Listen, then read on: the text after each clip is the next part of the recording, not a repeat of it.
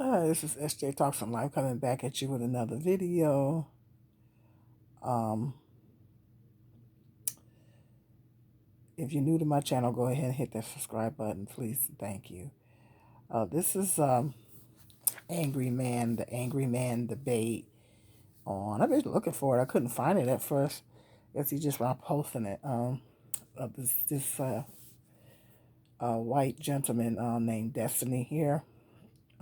He's carrying on debate with him. I gotta give this guy credit. The white the white gentleman, Destiny. I gotta give him credit because, boy, he's really hanging in there with Angry Man. Um, Cynthia G covered this debate too, and she gave her commentary on it, and she made some very very good points. Very very good points. And some of the points that she made, I'm going to expand on them on here as well. The Angry Man is um, I know some people, when I last time I talked about him, they was like, well, you're giving him attention. No, I'm not giving him attention. I gotta point out, because I just did a video talking about black men blaming black women, and I referenced this panel here, so I'm gonna expand further on it. This Angry Man is wrong on so many levels. He's wrong on Brent Roadrunner 89. He is also doing commentary on this panel. Um, and he was just, yeah, he was baffled.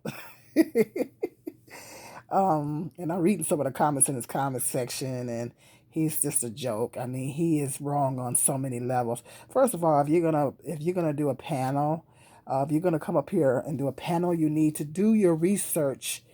If you're going to debate with someone on a panel about a certain thing, a topic, or whatever the topic is, you need to do your research. The bottom line, you just need to do your research, and you need to have your facts straight because he stated so many.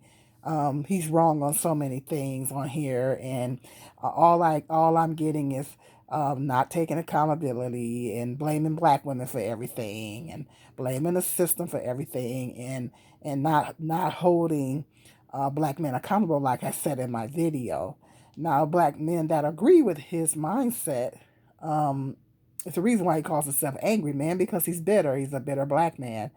He has anger and bitterness towards black women. I mean, that's quite obvious. So, I mean, any black man that agrees with him and agrees with his mindset, well, that speaks volumes. That speaks volumes. Basically, does not believe in black men having any accountability. Believes in blaming black women in the community for everything. I mean, for everything that's wrong in the black community, everything is on black women. And if it's not the black woman's fault, it's the system's fault. So it's between the black women and the system that reason why black men, this and that and other, is right. Reason why everything is wrong with black men, basically. Everything that's wrong with black men is either the black woman's fault or it's the system's fault. Where is black men's accountability? These are grown adult men, just like every other grown adult of any other ethnicity. Um, Hispanic men are oppressed just like black men are, but they manage to stand up and be leaders of the community and take accountability and this and that and the other. You don't see them coming on here blaming their women for everything that's going wrong in their community. You don't see white men coming on social media blaming their women if there's some issues in the white community. You don't see the white man coming on here blaming white women for everything that's going wrong in the white community. You don't see Asian men coming on here if there's some issues in the Asian community. You don't see Asian men coming on here scapegoating and blaming their women for everything that's going on in the community. Black men is the only race of men that does this. And it's really really getting embarrassing to this point. It's really they're really really making themselves look bad. And any black man that agrees with this mindset and goes along with this mindset, you're not a real man, and you're just not a real man, because it's a community is only as good as its leaders, and the men are supposed to be the leaders of the community. Now, God created men first. I talked about that in the other video. I still have some men in my comment section still wanting to put everything on the black women. Okay, you cannot deny the fact that God created man first. You cannot deny the fact that God made man the head of women and children. You cannot deny that. I don't care how much you argue. You cannot deny that. And the community, any community, is only as good as its leaders, and that is the men in that community. Well, the white men are pretty good at being the leaders of their community now. Now I know that it's uh, you know, they might have not have got there fairly. I mean, they're the dominant men of society, and they didn't get there fair. Now, they didn't get there the right way. They didn't get there fair, but that's a whole nother video. I'm not going into that. Hispanic men, even though they're oppressed just like black men, they still managed to be the leaders of the community. Asian men, still minorities, still get discriminated against as well, and they still manage to be leaders of their community as well. So I mean, I don't understand what is the issue of what is the problem with black men taking the proper headship role in the community. I don't understand that. I don't understand why you expect your women to be the head of the community, and then you don't understand why we're angry. You don't understand why black women are angry. You don't understand why black women are frustrated. You don't understand why black women are tired. You don't understand why we're exhausted. God did not create us to be the head. He did not create us to be the head of anything. And I know some feminists might get pissed off at me on this statement. God did not create women to be the head of anything. He created us to be in subjection to the children. Okay, we are to be in subjection to we are of subjection. We are headship over the children, and that is it. He did not create us to be the head of anything else. He did not create us to be the head of the world.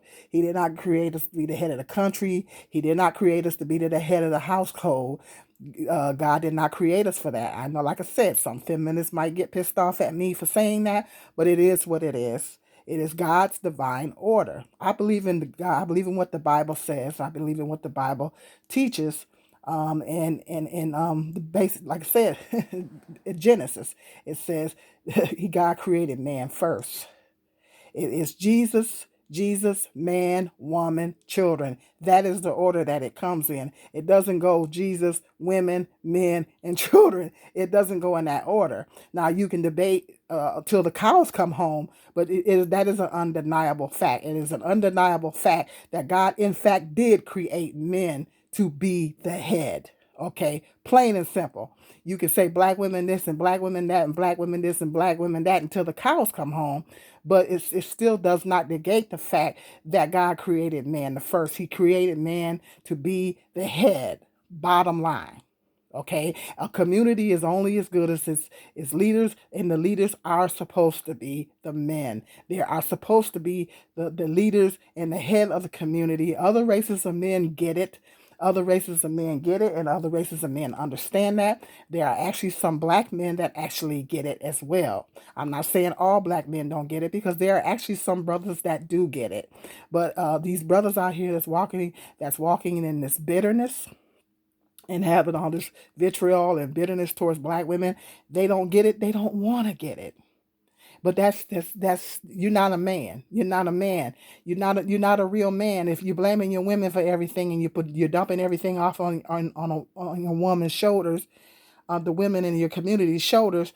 Then you're not a man. You're not a real man. If you're walking around with that mindset, you're not a real man, because a real man takes responsibility. A real man takes responsibility for his family. A real man properly takes leadership. A real man take leadership. That's real men. They take leadership. A real man takes responsibility for their family. A real man accepts accountability. Okay, okay. A real man does it. Bottom line. Bottom line. Black women, yeah, we get involved we put too much trust. If anything, we put too much trust. A lot of times we're putting too much trust in the wrong men, and we have the expectation that the men is gonna stick by us, and we get pregnant, and we're putting our trust and faith in the wrong men, and that's our bad. That's our bad. But when the fathers don't do nothing, when the fathers don't do nothing, then we got to step up and we got to do what we got to do. Uh, but just because a woman is doing something doesn't mean she's supposed to do it. Just because a woman is the head of the household doesn't mean she's supposed to be the head of the household. We're just doing it because we have to do it. If the man don't step up and do what we got to do, then we got to do what we got to do at the bottom. If we're guilty of putting our trust in the wrong men and expecting the wrong types of men to step up and be a man and take care of his family and do what he's supposed to do. I mean, that's what we're doing, and then it's to our detriment, and unfortunately, the consequences of that is that we have to assume the headship role and take care of the children and do what we have to do. Um, but children are supposed to be raised by two parents. Children are supposed to be raised by two parents. That's God's divine order of things. Angryman, I wanted to clear up a couple of things that he said on here that he keeps talking about. First of all, if you're bashing your women for if a black woman is a single mother and and she's basically trying to take care of the kids by herself, and this is the point that this Destiny was trying to make. You are bashing your what is this mindset of bashing the women for getting accepting assistance? The way this economy is set up is virtually impossible to take care of children on one income. Children are the fathers is supposed to be helping to support the children. First of all, the man is supposed to be married to the woman, and he's supposed to be helping and to support the children. But if the man is not helping to support the children, the woman got to do what she got to do. And the way these wages are set up and everything, where they want these jobs don't want to pay you no money, it is very, very difficult to take care of and maintain a family on just one income. It's just the way this economy is set up. And if the women are not getting the proper help from the fathers, then the women have to do what they have to do. They have to sometimes get food stamps. They have to sometimes get and then Cynthia G pointed out, made an interesting point, and I wanted to expand on that point as well. Is that he keeps saying, Angry Man keep throwing out this point that, oh, women are on Section 8, they're on Section 8. First of all, like she said, it takes Section 8 is a process. You don't just get on Section 8 overnight. You don't just snap your fingers, go fill out an application and snap your fingers, and next thing you know, bam, you're on it. Section 8 is a process. It is a process. You got to go through a lot of red tape to get on it. I know because I was on it at one time. I was on Section 8, and it took me literally 2 years to get on. It took me. I had to go down first of all and wait in the cold to go get on the waiting list. This is before you could do it online. This was in the 90s before you could do it online. I had to go wait in the cold to go actually get on the list. And then when I got on the list, I literally had to wait 2 years before I could even get on it. Okay, so Section 8 is a process. You don't just get on it just like that. He's on here acting like black women are just snapping fingers and filling out applications and getting on Section 8 just like that. It's not that simple. It's really not that simple. It is a process. It is a long process. It takes a long time to get on it. You got to fill out all this paperwork and go through all this red tape, and it's a long process, and you have to wait. It is not an easy process. So black women ain't just jumping on Section 8 like that. And black women are not the only ones on Section 8. You have disabled people that are on Section 8. There are some single people on Section 8. And then we have other races of people that are on it as well. So black women are not the only one that's on Section 8. So he needs to quit hollering, black women on Section 8, black women on Section 8. Black women are not the only ones on Section 8. And the fact that you're shaming black women for getting assistance speaks volumes. You're shaming black women because how does that make black men look? You say your black women are getting the food stamps and all this kind of stuff. Okay, how does that make y'all look? You shaming. If we don't look good, you guys don't look good. That's what you guys don't understand. This is what black men don't get. If we don't look good, you guys don't look good. So how do you think that makes y'all look? If we got to go down there and get all this assistance, how does that make y'all look? And y'all sitting up here shaming us for getting this assistance. You know, that speaks volumes. Another thing he keeps saying, he kept bringing up welfare. Women, like I said in other videos, I have to clear that up again. Like I said in other videos, women cannot just, welfare reform took place in the mid 90s. Women are not just living on welfare. The system is not set up like that anymore. Even with the food stamp program, there is a work requirement. You have to go to work. The only way you can get on food stamps is that you either have to be disabled or between jobs or something like that. There is a work requirement in most states. I know it's one in here in Michigan and a lot of other states. There is a work requirement to get on food stamps. You can't just you have to, you can't just live on welfare. It doesn't work like that. Welfare reform took place in the 90s. Nobody is just living on welfare. So see, he doesn't have his facts straight. There is a lot of black women that are in the workforce. There's a lot of black women that are working. There's a lot of black women. Our education rates are high. Our entrepreneurship rates are high. Our employment rates are higher. You know, where's all these black women just living on welfare? Where are they? Where are they? Statistically, more white people are on welfare. So where's all these black women just living on welfare? Where's all these black women that you keep talking about just living off the system? Where are they? Then the system is not set up like that no more. I've said that in many other videos. That the system is not set up like that no more. The system is not set up uh, for you can't just live on before you can even qualify for cash assistance. You gotta be unemployed, but then you gotta be looking for work. Is the criteria, I know here in Michigan the criteria is really really strict to even qualify for cash assistance. So you can barely get it. They barely don't want to give it to you because, excuse me, they want you to be out there looking for work. They want you to be out there looking for work. The system is not set up that way no more. You cannot just sit on welfare. And even if you do, welfare gives you the bare minimum. And the way this economy is going, nobody can just sit on welfare. Nobody can just sit on welfare. So he's just, like I say, he's just making things that he making things up because he's bitter and all this thing. He's coming on here and he don't have his facts straight. Black women, most black women are in the workforce. There are single mothers that are in the workforce. And if they're getting food stamps, they're getting them in addition to working because they're working.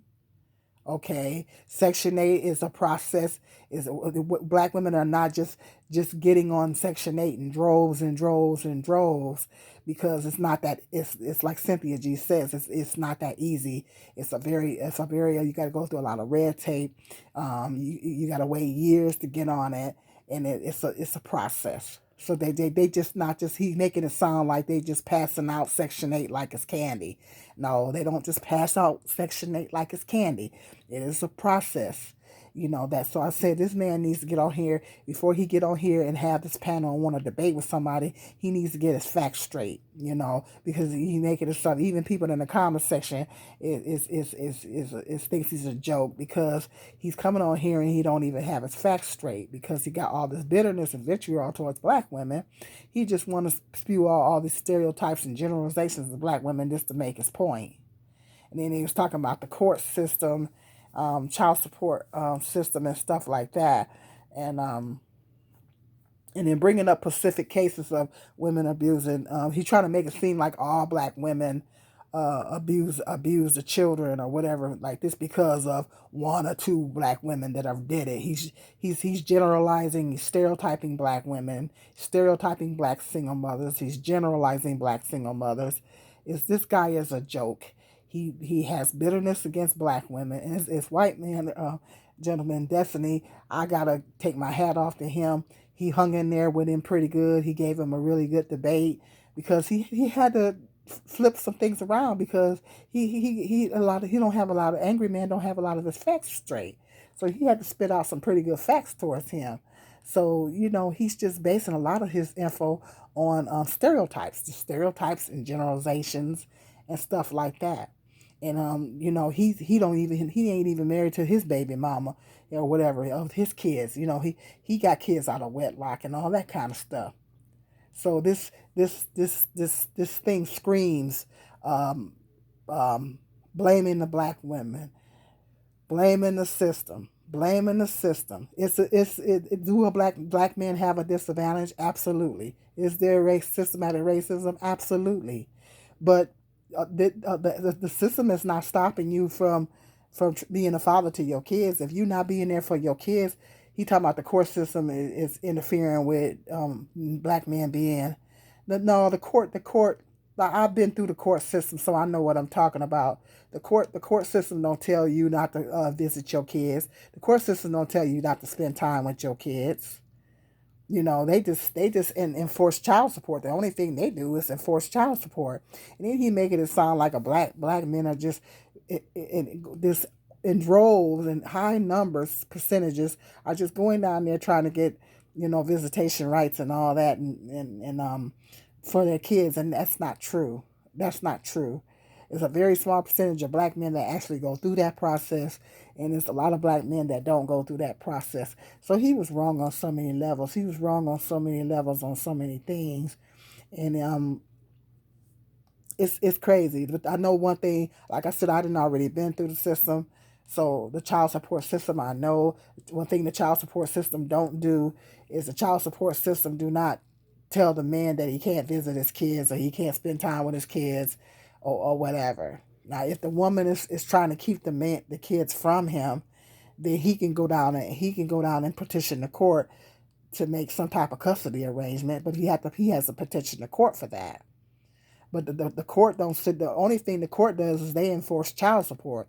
They enforce the child support order, but they don't tell the man that he can't visit his kids or he can't go spend time with his kids or he don't. They don't tell him he can't parent his kids. The courts don't do that. So he wrong on that. He tried to make it seem like the courts is trying to stand in the way between man being there for his kids. He's making excuses. He's got 50 million excuses. He got more excuses than a ninja going to jail. You know? I mean, he got 50 million excuses beside the fact that you just need to stand up and be a man and do the best you can. And that's all. And he won't accept any kind of accountability. Everything is the black woman's fault. Just like a lot of these black men singing that song. A lot of the real black men, the real men, and the real men in the community are not saying that. It's these busters on here that have all this bitterness and hatred towards black women that are spewing this stuff out. Well, if it's not the black woman's fault, it's the system's fault. If it ain't the system's fault, it's the black woman's fault. Where's the black man's accountability? Where's the black man's accountability? Where does the black man's accountability fall in there? Huh? Where does the black man's accountability fall in there? You either blaming the system or you blaming the black woman. Okay, where does the black man's accountability? Are they telling you to impregnate multiple women? No, they're not. They're not in telling. Are they telling you to have sex outside of marriage and have all these kids outside of marriage? Is the system telling you to do that? No. Are the black women putting a gun to your head and forcing you to get her pregnant? I think not. I think not. Okay. It cause and effect. If you have unprotected sex with a woman and you get her pregnant, then okay, you're putting all your reproductive decisions in her hands. Okay. Bottom line, that's common sense. If a baby comes out of that, then you gotta man up and do what you gotta do. If you don't, you're a deadbeat. Bottom line. you know. So I just wanted to clear those two things up on here. Yeah, he's a joke. This angry man, he's a joke. He's a joke. And if if he gonna do a panel, he needs to get his facts straight. Bottom line, he just making himself look silly. He making himself look silly on here. Get through your research. Do your research. You're gonna debate somebody on here, and quit basing your information off of your own bitter mindset. All right, hit me up in the comment section, and bash any bashing, I'll block you. Okay, till the next video.